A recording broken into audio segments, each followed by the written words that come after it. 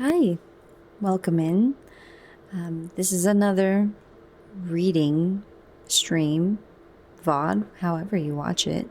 And today I will be reading a short story. This was a recommendation. Well, this was a series of recommendations that I received in my Discord, which I'm terrible at using, but I appreciate everybody who goes over there to submit something they'd like to see. And so this is R.L. Stine's 13 short stories of horror and suspense. And I believed it was published in 2007. So it's not, I don't consider it too old. But I think I was really excited to receive it as a recommendation because if you don't know, I've been doing a million parts of Brave New World, and I think this is a perfect way to break it up a little bit. Hopefully, I get to Brave New World after this, but I'm excited for this short story. I decided to go, I think, in order. So I'm starting with the first short story, which is called Welcome to the Club. And there's not much for me to say as far as an intro because I chose not to read it. I chose not to read too much about it because I do like to be right there with you if you're listening to the stories. And I like to experience it the same time that you do if you haven't read it. So we're going to get into it. And yeah. Welcome to the club.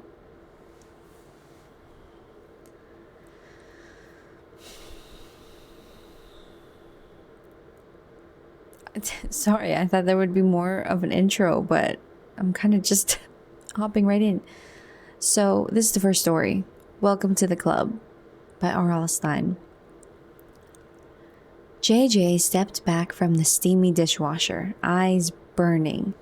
He used his stained apron to wipe sweat off his forehead. His short black hair felt wet, as if he just stepped from a hot shower. He pulled the apron over his head, tossed down the dish towel, dried his hands on the legs of his jeans, and started to open the kitchen door. Taking a 5-minute break, Florian turned and gave him the fisheye. "Didn't you just take a 5-minute break?" "Yeah, last night," JJ said. "Make sure it's only 5 minutes." Florian raised a hairy arm and made a show of checking his watch. He shook his head and slapped his metal spatula on the fry grill. JJ stepped out onto the gravel parking lot and sucked in a deep breath of cool night air. The air made his hot face tingle. "I hate this restaurant." Well, he didn't hate the restaurant. JJ wasn't afraid of work. He'd had jobs since he was 12, 5 years now. He hated Florian, the fat hairball manager. Hated his blobby face, his stringy brown hair, his pig snout nose, his fat mouth with the brown mole poking off one lip. JJ had known guys like Florian back in Texas. Losers who tried to be big by pushing other losers around. Tough guys always on your case, trying to make you feel smaller than you were. All hat, no cattle. That's what they called blowhards like Florian in Texas. Well, I'm not a loser, JJ thought. But I need this crummy busboy job. Mom is working 2 jobs and we're just barely getting by. Only time I see her is when she's coming in from one job or heading out to the other. Guess I could put up with Florian for a while. At least he pays in cash. JJ heard a girl laugh. He raised his eyes to the back of the dark parking lot. Those kids from school were back there again, sitting on the fenders of an old Pontiac GTO, smoking and giggling and goofing around. That seemed to be their nightly hangout. JJ knew they could see him in the light from the open doorway, but they ignored him. They ignored him in school, too, which maybe was a break. At least they weren't smirking at his Texas accent or making fun of his hand-me-down flannel shirt and raggedy jeans. JJ had been the new kid in school lots of times, and it was never a picnic. First time up north, though, and being ignored was definitely a relief. He was good-looking enough.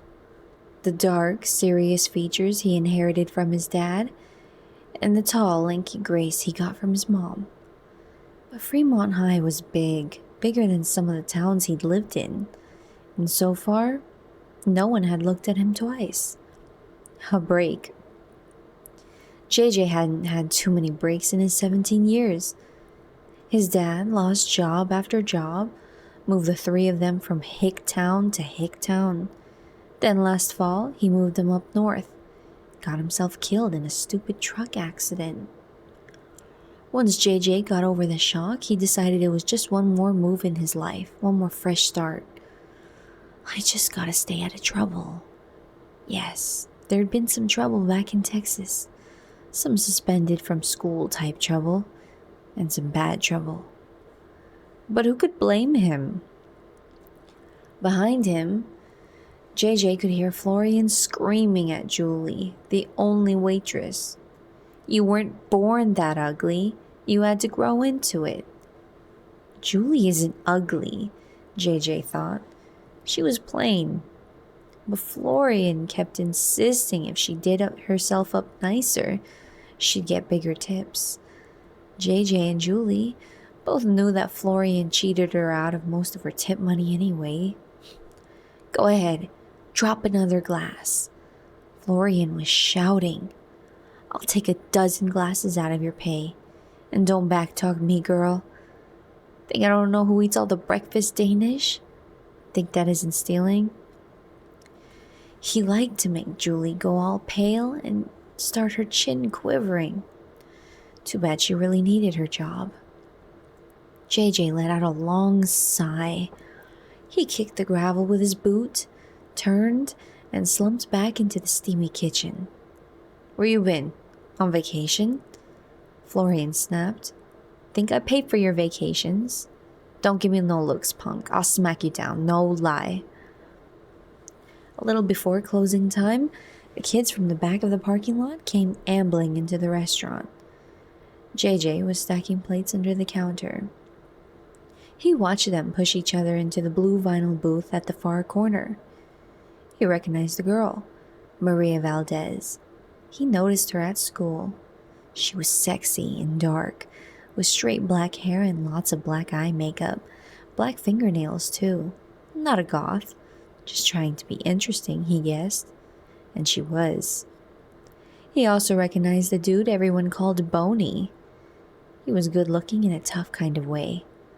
Long, wavy hair, a tight smile, steely gray eyes, cold eyes, and a tiny stud in one ear. He dressed tough too, in black t-shirts with heavy metal band logos and straight-legged black denims, a frayed leather jacket with the word Killers in red across the back. JJ saw two other guys he didn't recognize. One of them had his face in a portable game player and was thumbing frantically. The other guy was big, like a football linebacker. He had a Red Sox cap pulled down over his forehead. He was holding the plastic menu upside down, pretending to read it. JJ grabbed a handful of silverware and started to their table. Hi, Maria greeted him with a smile. The others turned to stare at him. We've seen you in school, right? He's the new kid, the big dude said. JJ nodded. Yeah, I'm the new guy, JJ. Boney narrowed his eyes at him. JJ? Does that stand for anything? No, JJ replied. Just initials. It's a Texas thing.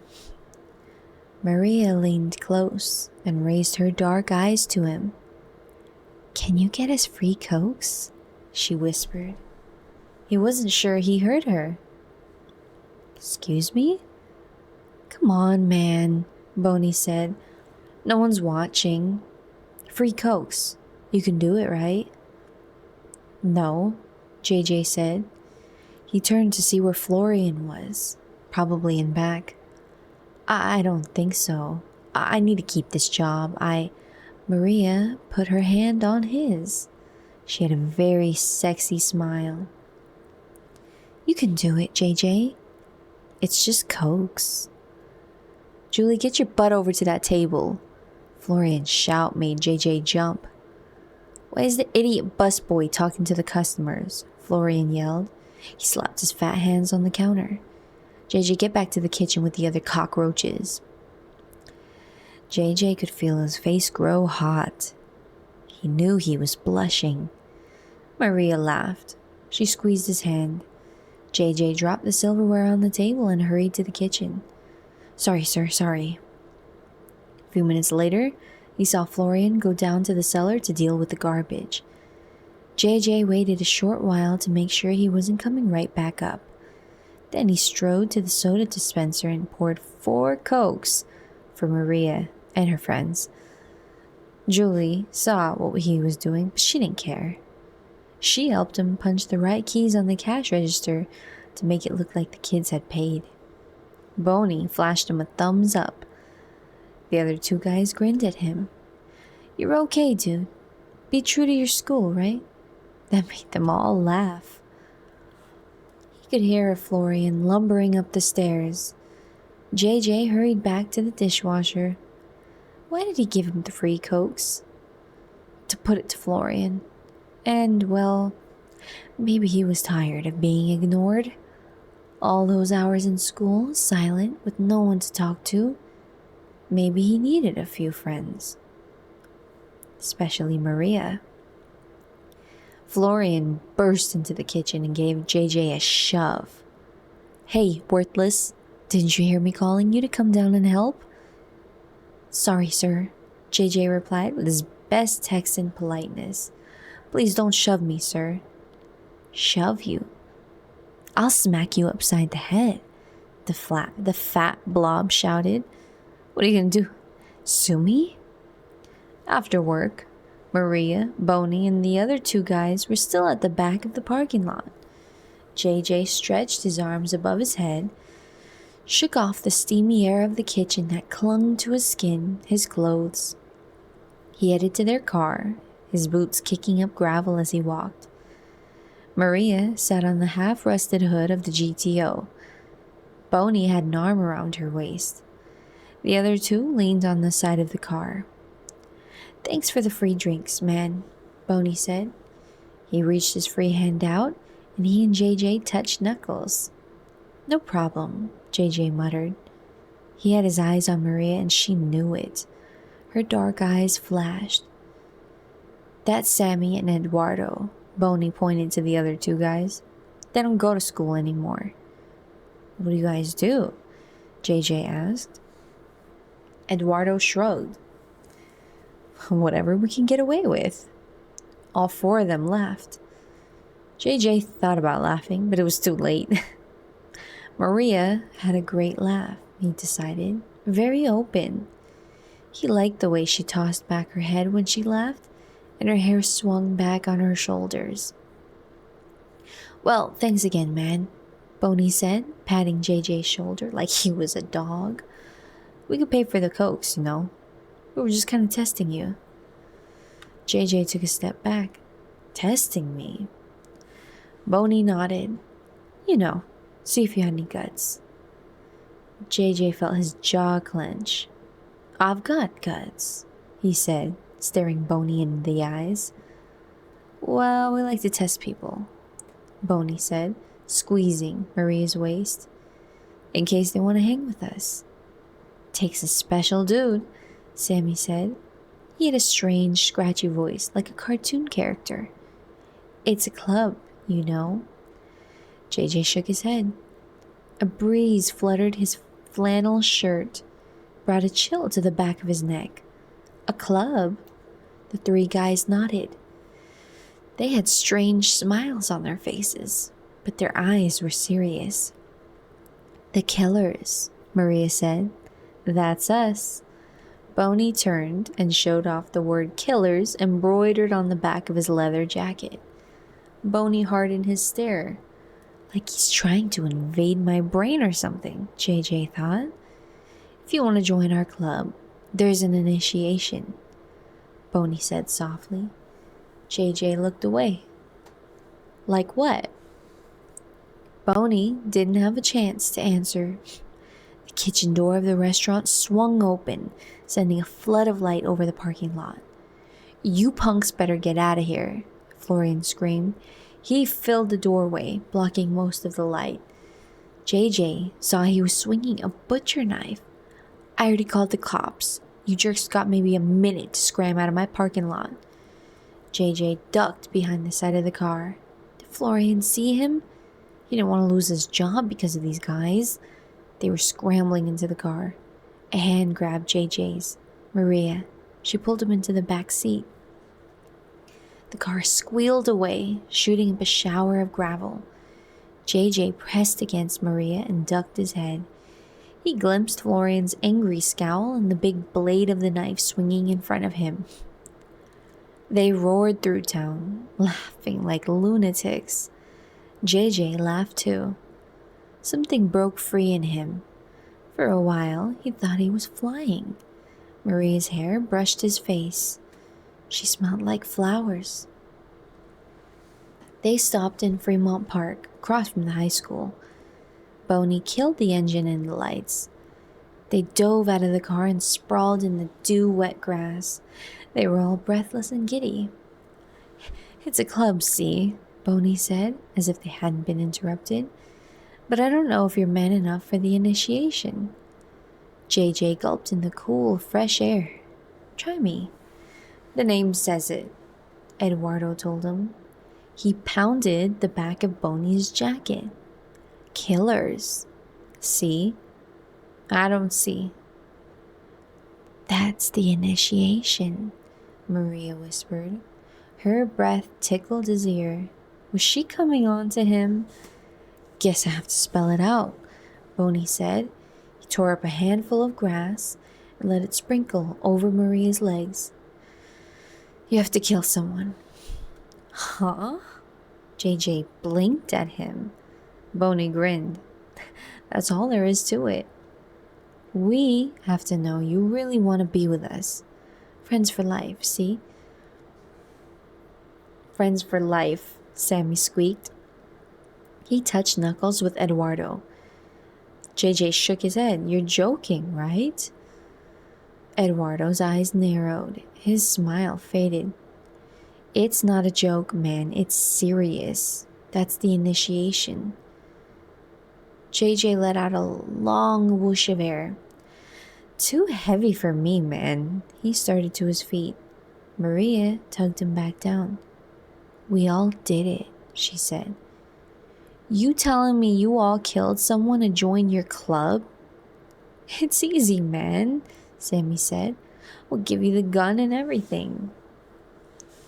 I don't think so, JJ said. He realized his chest suddenly felt fluttery. His stomach churned. Maria ran a fingernail down his cheek. It made his whole body tingle. You can do it, baby, she whispered. She let her hair brush his cheek again. We'll be there for you, man, Sammy said. Friends for life, really. Here's what you do, Boney said, pulling up more grass, letting it fall in his own lap. Pick someone, right? Pick some jerk you really don't like. Wait till he's alone. Make sure no one can see. And pop. That's all there is to it. It's cake. Maria squeezed his hand. Her breath tickled his face. This is the gun, Eduardo said. He held up a tiny pistol, not much bigger than a cell phone. Cute, right? But it does the damage. We've all used it, Sammy said. Pop. That's it. Then you bring it back to us. I used to shoot back in Texas, JJ said. Why did his voice suddenly sound so tight, so shrill? But I used real guns, not toys like that. It'll do the damage, Eduardo repeated. It's loaded for you, man. It's ready. JJ took the pistol from him and rolled it in his hand. It felt cool and light, like a toy. He pictured Florian. Pop. Florian. Pop. Florian. Pop. Florian. Pop. Okay, he told them. I'll do it. Sometimes days fly past like the wind. Here it was, 3 nights later, and JJ, sweating despite the evening cool, found the 4 killers at the familiar place in the park, deep shadows playing over their expectant faces. I did it. The words burst from his stomach, from his mouth, in a breathy explosion. He raised the pistol in front of him. It glinted in the narrow beam of moonlight. Friends for life, right? He waited for them to react, to congratulate him. Some high fives, some knuckle slaps. So why the silent treatment? You don't believe me? JJ shoved the pistol back into his jeans. He leaned against a tree trunk and stared down at them. I did it, just like you said. I killed Florian, shot him in the head. More silence. Sammy and Eduardo exchanged glances. Maria bit her bottom lip. I waited for the restaurant to close, JJ said. There was no one around. Parking lot was totally dark. I walked up behind him and I shot him in the head. He dropped onto the trunk of his car. Didn't know what hit him. Maria let out a gasp. She looked away. You shot him? Boney said finally. He kept blinking. You really shot him? JJ nodded. But we loaded the gun with blanks, Sammy squeaked. Yeah, tell me about it, JJ said. I took the pistol to a firing range to try it out. All 6 chambers were loaded with blanks. So I bought a box of bullets for it. Guess you guys messed up. No way, Boney said, shaking his head. It was supposed to be blanks, JJ. You weren't supposed to kill anyone. It was just a joke, see? The whole thing was a joke. JJ's eyes grew wide. He opened his mouth, but no words came out. It was a joke, dude, Eduardo said. We're not killers. We didn't kill anyone. You're the new kid. You look so desperate. We thought we'd have some fun with you, that's all. Fun? JJ said in a whisper. Fun? We were messing with you, man, Boney said. We were punking you. Why did you put the real bullets in the gun? Maria cried. You weren't supposed to. She had tears in her eyes and her chin quivered. You weren't supposed to kill anyone. JJ slammed his open hand against the tree trunk. Oh, please. Oh, please. Oh, please, oh, please. I killed Florian. You told me I had to. Now you tell me it's a joke? But it's not a joke. I killed him. JJ, sit down, Maria said, tears running down her cheeks. She patted the grass beside her. We have to talk about this, all of us. JJ didn't move from the tree trunk. I'm a murderer, he uttered in a low, trembling voice. Murderer? All because of a joke? But no one saw you, right? Sammy asked. There's no way anyone knows it was you, JJ. JJ shut his eyes tight. His jaw clenched and unclenched. The others watched him in silence. No one saw me, he said finally. No one knows. His eyes opened wide. Except you guys. You're the only ones who know I killed him. You're like witnesses or something. He stepped away from the tree. His whole body stiffened. He jammed his hand into his jean pocket and brought out the pistol. Hey, don't get crazy, Boney said. He jumped up from the grass, took a step toward JJ. We're not gonna snitch on you, man. No. You're not going to snitch on me, JJ said softly. He pointed the pistol at Boney. I won't let you snitch on me. Maria scrambled to her feet and took a few steps back, eyes wary. JJ, what are you doing? JJ, please, put it down. I can't trust you, JJ said. I can't trust any of you. Everything you told me was a lie. Listen to us, it was supposed to be a joke, Boney said. I'm a murderer because of you, JJ repeated, sweat pouring down his forehead. He waved the pistol from Boney to Maria, then down to the other two boys, still hunched tensely in the grass. A murderer. And you're the only ones who know. We won't tell, promise, Sammy whined. JJ, don't, Maria pleaded. Put down the gun. This is crazy. JJ shook his head. You understand me, right? You all have to take a bullet. I can't trust you, no way. I can't take a chance. He aimed the pistol at Boney. His arm tensed. Maria let out a scream. Boney jumped at JJ. He made a wild grab for the gun. JJ swiped it out of Boney's reach and fired. Pop! Boney uttered a groan. His face showed more surprise than pain. He grabbed his stomach, dropped face first to the grass, landed with a soft thud, bounced once, then didn't move. Maria screamed again. The scream ended in a choking gasp. Sammy and Eduardo were on their feet. They had their arms outstretched, partially in surrender. Their faces were twisted in fright.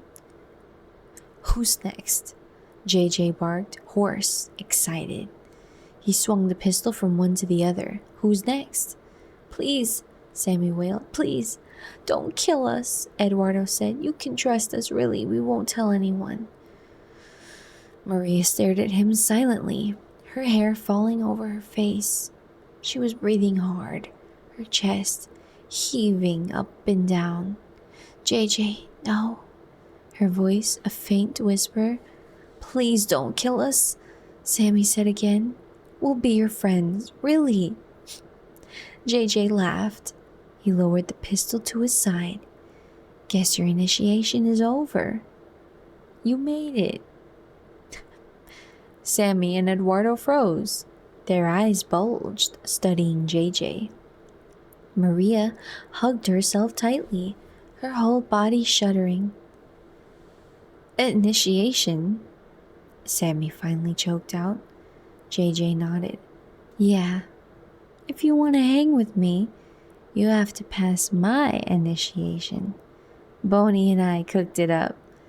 He spun the pistol on his thumb. All blanks, nothing but blanks. He chuckled again. I got a little tense, huh? The other three still weren't taking it in. You could almost see the thoughts whirring in their heads. You punked us? Eduardo said finally. JJ nodded. Boney and I. It was kind of his idea. You didn't kill Florian? Maria asked, brushing her damp hair off the forehead. That was a lie. A lie, JJ said. All a joke. I should be an actor or something, right? I was pretty good. You're both creeps, Maria shouted. You scared us to death. Is the initiation over? Eduardo asked. His gaze was on the pistol in JJ's hand. Yeah, it's over, JJ said. Friends for life, right? He turned to Boney, still on his stomach on the grass. Get up, man, we're done. It's a done deal. We punked these dudes. They're still shaking. Boney didn't move. His hands were tucked beneath him, still gripping his stomach. His face was down in the dirt. JJ gave him a gentle kick in the side. Come on, Boney. Stop clowning. Get up, man. Let's get out of here. Boney didn't move. JJ gave him another soft kick with the toe of his foot. Boney's body bounced once more, then settled back in place. Boney, no. No. Boney? Maria began to scream. JJ dropped to his knees. He grabbed Boney's jacket and flipped him onto his back. Boney's hands fell limply away from his body. A lopsided puddle of dark blood stained the front of his t-shirt. Boney, no. No, Boney, no. Boney's eyes gazed blankly at the sky, glassy and unblinking. What happened? JJ wailed in a high, shrill voice. They were blanks. They were all blanks. What happened? You killed him, Sammy whispered. You shot Boney in the stomach. A hoarse cry escaped JJ's throat. No, I couldn't. They were blanks. I know they were all blanks. Boney and I cooked it up. It was a joke. Shaking his head, JJ began murmuring to himself in a panic. Oh, wow. Oh, wow. Boney dead? I killed Boney? It couldn't happen. It couldn't. Oh, wow. Oh, wow. Boney laughed. He blinked a few times and sat up with a grin on his face. He slapped JJ's arm. Gotcha, dude.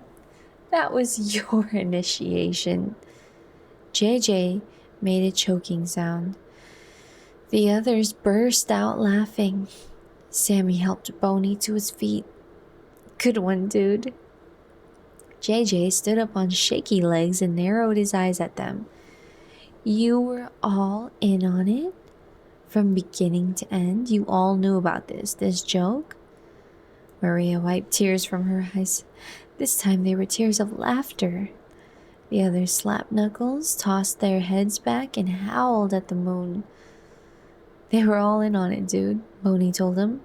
Don't you get it? It wasn't their initiation. It was your initiation. You were punked, JJ, Eduardo cried.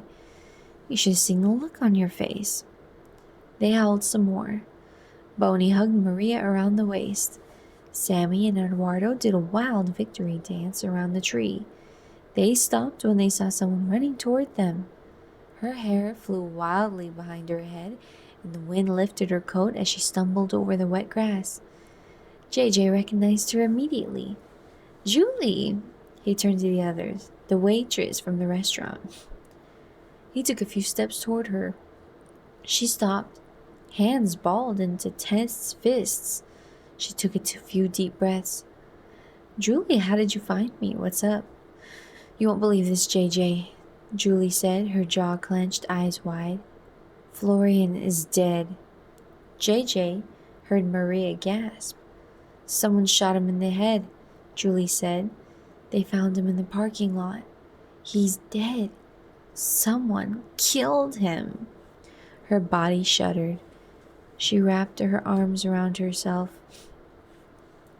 Boney stepped up to JJ and grabbed him by the shirt collar. This is another joke, right? His eyes burned into JJ's. The waitress is in on it, right?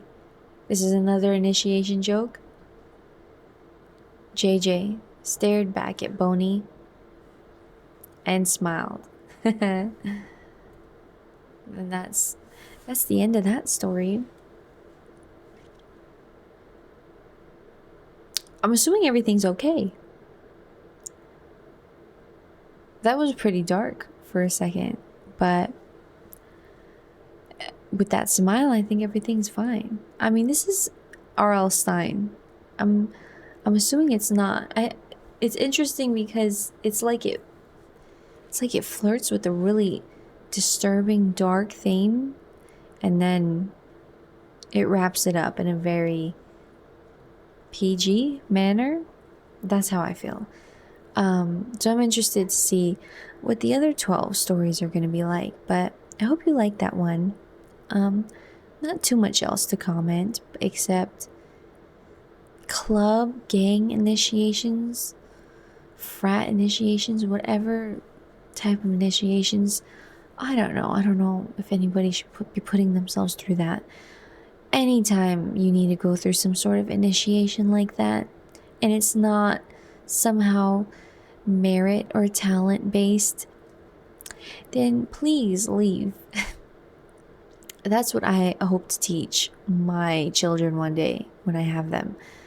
But yeah, other than that, it was a good way to break up the longness of my Brave New World series. So I'm definitely going to do more of these in the future, and I hope you enjoyed it, either for the reading or for the relaxation, or maybe both. And I hope to catch you at the next one. So, thank you, and I'll see you next time. Have a good night or day. Bye.